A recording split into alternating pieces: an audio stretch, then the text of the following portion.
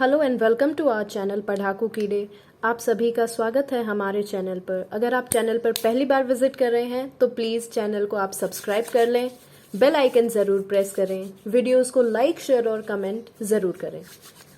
अगर आप हमारे रेगुलर व्यूवर हैं तो आप सोच रहे होंगे कि ये आज वीडियो के स्टार्टिंग में मैं हैंड्स को सैनिटाइज क्यों कर रही हूँ। वो इसलिए क्योंकि हेल्थ इज़ वेल्थ, और आजकल जो कोरोना टाइम चल रहा है उसमें तो और भी ज़्यादा ज़रूरी है कि हम अपनी सेहत का ख्याल रखें और स्वस्थ और सुरक्षित रहें। आज का जो टॉपिक है वो है why do we fall ill, यानी कि हम इलनेस के बारे में पढ़ेंगे। बीमार हम क्यों होते हैं।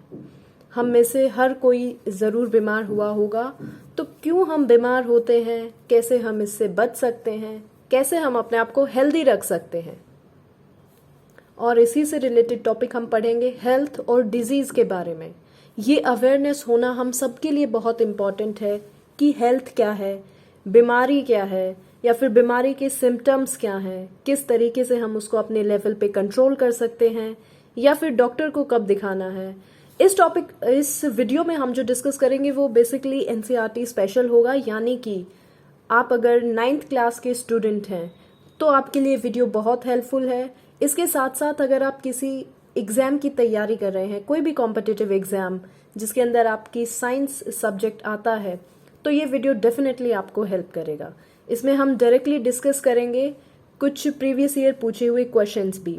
एंड मैं आपको बता दूं कि ये पार्ट फर्स्ट होने वाला है why do we fall ill chapter के लिए। So let's get started. So students, health को जानने के लिए हमें पता है कि हमारी बॉडी किससे बनी है, डिफरेंट सेल्स से।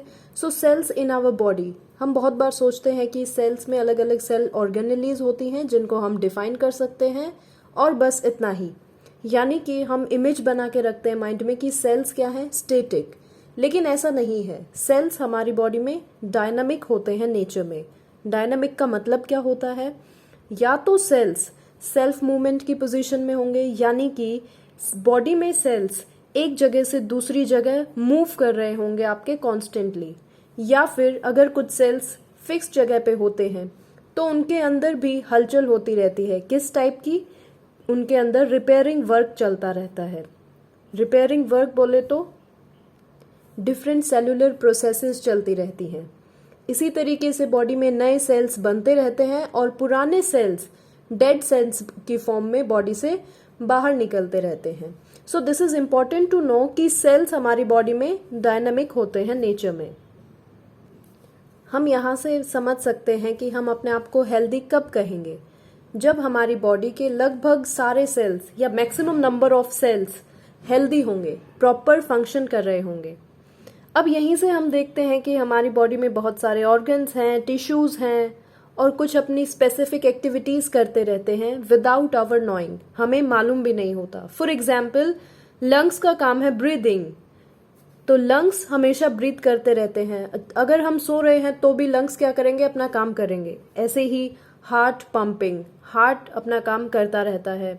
ऐसे ही किडनीज जो यूरिन को फिल्टर करती रहती हैं। ऐसे ही हमारा ब्रेन है जो थिंकिंग प्रोसेस में होता है, even when we are sleeping. So ये जो सारे फंक्शंस हैं, नोइंगली या अननोइंगली हमारी बॉडी में टेक प्लेस करते रहते हैं। And all these functions are interconnected. Heart beating, lungs breathing, kidney filtering या फिर ब्रेन थिंकिंग, ये सारे फंक्शंस क्या हैं, एक साथ इंटरकनेक्टेड हैं बॉडी में। इंटरकनेक्टेड हैं कैसे? फॉर एग्जाम्पल, अगर किडनीज में कोई प्रॉब्लम होती है, यानी कि यूरिन को फिल्टर करने में कोई दिक्कत आती है बॉडी में, तो धीरे धीरे हम क्या देखेंगे, हमारी ओवरऑल हेल्थ क्या होगी, गिरना शुरू हो जाएगी। यानी कि डिक्रीमेंट आएगा हेल्थ में। हम अच्छे से चल फिर नहीं पाएंगे, या फिर एक उदासी छा जाएगी, या फिर ब्रेन अच्छे से सोचने का काम नहीं कर पाएगा। तो ये जो सारे फंक्शंस हैं बॉडी के, ये इंटरकनेक्टेड हैं, एक दूसरे से लिंक्ड है। जैसे कि कभी इनडाइजेशन की प्रॉब्लम होती है तो उसके दूसरे इफेक्ट्स भी हमें देखने को मिलते हैं। अब बॉडी को ओवरऑल हेल्दी रखने के लिए, इन सभी प्रोसेस को टेक प्लेस करने के लिए अच्छे से हमें क्या चाहिए होता है, वी नीड फूड। क्योंकि हमारी बॉडी को एनर्जी चाहिए होती है हेल्दी रहने के लिए, काम करने के लिए। So we require food, and that too in sufficient amount. Food is a necessity for cell and tissue functions. सारे काम तभी होंगे बॉडी के जब इसे प्रॉपरली फूड मिलता है. ये बिल्कुल वैसे ही है, कोई भी व्हीकल कब चलेगा, जब उसे पेट्रोल या डीजल मिलेगा. आई होप ये बेसिक जनरल बातें आपको क्लियर हो गई. अब हम देखते हैं हेल्थ के बारे में. सुनते तो हम सब बचपन से हैं, health is wealth. Health actually में होता क्या है?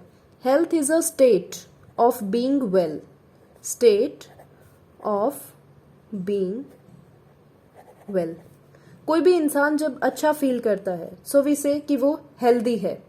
अब हेल्दी होना हम में से हर एक के लिए अलग अलग क्राइटेरिया डिफाइन करता है. फॉर एग्जाम्पल, अगर हमारे ग्रैंड पेरेंट्स हैं तो ग्रैंड पेरेंट्स का हेल्दी होना यानी कि अगर वो ठीक से चल फिर पा रहे हैं, अच्छे से टाइम पे खाना खा लेते हैं, इधर उधर टहल लेते हैं, अखबार पढ़ लेते हैं, या फिर दिन भर हमसे बात कर लेते हैं, अगर इतना कर लेते हैं तो वी से कि they are healthy. Even if अगर वो मैराथन में पार्ट नहीं ले सकते, स्टिल अगर वो अपना बेसिक काम कर लेते हैं तो हम उनको किस कैटेगरी में रखेंगे? हेल्दी की कैटेगरी में. ऐसे ही अगर कोई यूथ है, someone might be of your and my age, तो उसके लिए हेल्दी होने का क्राइटेरिया कुछ अलग होगा. वी में से कि मैराथन में पार्ट ले, या फिर योगा अच्छे से कर पाए, या फिर कुछ भी, या फिर डांस अच्छे से कर पाए, यानी कि कहने का मतलब ये है कि डिफरेंट एक्टिविटीज को अच्छे से परफॉर्म कर पाए जिसके अंदर एनर्जी यूटिलाइज हो, तो हम बोलेंगे दैट पर्सन इज हेल्दी. अब अगर कोई बच्चा है, let's say 2 to 3 years old child, उस बच्चे के लिए हेल्थ की डेफिनेशन क्या होगी?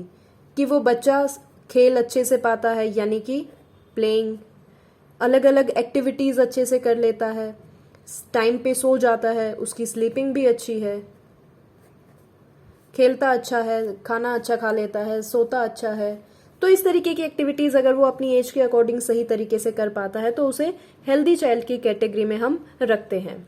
अब हेल्थ सिर्फ और सिर्फ फिजिकल लेवल पे नहीं होती.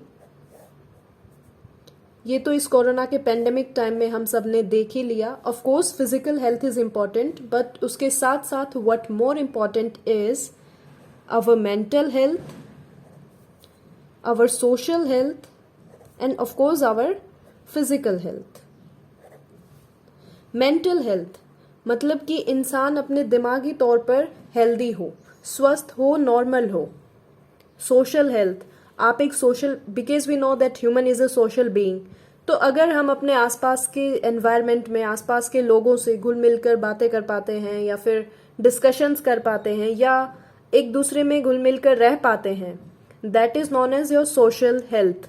हम देखते हैं कि कुछ लोग सोशली काफी एक्टिव होते हैं, वहीं दूसरी ओर कुछ लोग कम एक्टिव होते हैं. It depends person to person, but at least we must respect the society in which we live and we must work for its betterment. अब बात करते हैं फिजिकल हेल्थ की, जो हम इतनी देर से डिस्कस कर ही रहे हैं, यानी कि हमारी बॉडी अच्छे से फंक्शन करे. सो यहां से हम कह सकते हैं कि हेल्थ के लिए पर्सनल इश्यूज मैटर करते हैं, प्लस सोसाइटल इश्यूज भी मैटर करते हैं.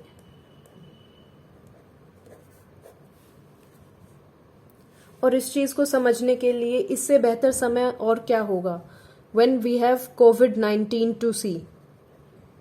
COVID-19 ने हमें समझा दिया है अच्छे से कि हमारी हेल्थ सिर्फ हमारी नहीं होती, हमारी सोसाइटी की भी हेल्थ होती है, और हमारी सोसाइटी की हेल्थ सिर्फ सोसाइटी की हेल्थ ना होके हमें भी इम्पैक्ट करती है. फॉर एग्जाम्पल, हम घरों में रहे, हम सेफ रहे, जैसे ही हमने बाहर कदम रखा कोविड-19 के सीजन में, तो हमने क्या देखा, कहीं ना कहीं हम भी पॉजिटिव हो गए, कोविड पॉजिटिव. तो इस तरीके से सोसाइटी में जो एक इशू चल रहा था उसने किसे इम्पैक्ट किया, एक इंडिविजुअल को. ऐसे ही अगर कोई individual let's say by chance covid positive है and he steps out of his house, तो क्या होगा, दूसरे 4 लोगों को जिससे वो मिलेगा उन्हें भी कोविड पॉजिटिव करेगा. इसका मतलब कि पर्सनल हेल्थ, पर्सनल इशू उसने अब एक सोसाइटी का इशू बना दिया, क्योंकि human beings, we people stay in societies. तो ये कतई पॉसिबल नहीं है कि हम अपने आप को आइसोलेट कर लें या सोसाइटी अपने आप को आइसोलेट कर ले। We both live together, we are interconnected. Also हम देखते हैं जब हम पब्लिक टॉयलेट्स यूज करते हैं कि public cleanliness is also an important aspect for individuals' health. कभी मार्केट गए, वहां पे पब्लिक वॉशरूम यूज किया, या कभी ट्रेन में गए, वहां पे आपने पब्लिक वॉशरूम यूज किया, तो पब्लिक वॉशरूम के क्लीन होने का इम्पैक्ट ऑफ कोर्स आपकी इंडिविजुअल हेल्थ पे आएगा। Again same point, we and public, we and society, या फिर कहें कि we and our community are interrelated, we impact each other. Also अच्छी हेल्थ आएगी अच्छा खाना खाने से। अब अच्छा खाना कोई इंसान अपने परिवार को तब अफोर्ड कर पाएगा जब उसकी इकोनॉमिक कंडीशन अच्छी हो।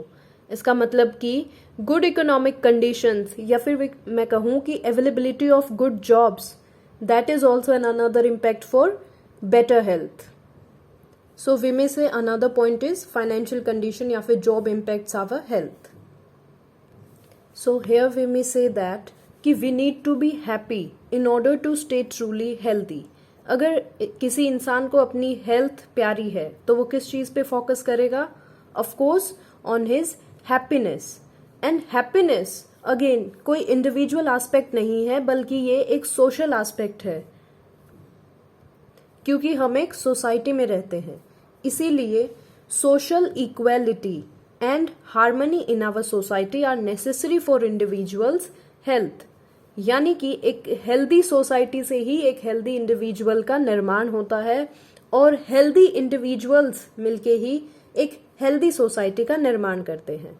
सो happiness is what is truly related to our health. और इसी बात का एक इम्पैक्ट हमें देखने को मिला है हमारे स्कूल करिकुलम्स में, जैसे कि दिल्ली गवर्नमेंट ने हैप्पीनेस वीक्स चलाए हैं, हैप्पीनेस डेज चलाए हैं। उसके अंदर क्या होता है, हैप्पीनेस प्रोग्राम्स ही ऑर्गेनाइज कराए जाते हैं ताकि बच्चे की हेल्थ अच्छी रहे। Of course physical, mental as well as social health. जब ऐसे वीक्स में अलग अलग एक्टिविटीज ऑर्गेनाइज कराई जाती हैं तो बच्चा एक दूसरे से मिलता है, घुलता मिलता है, बात करता है, चीजें डिस्कस करता है, यानी कि ओपन अप होता है, यानी कि उसका सोशल क्राइटेरिया इंक्रीज होता है और हेल्दी होता है, उसके बेसिकली दूसरे लोगों के साथ रिलेशंस।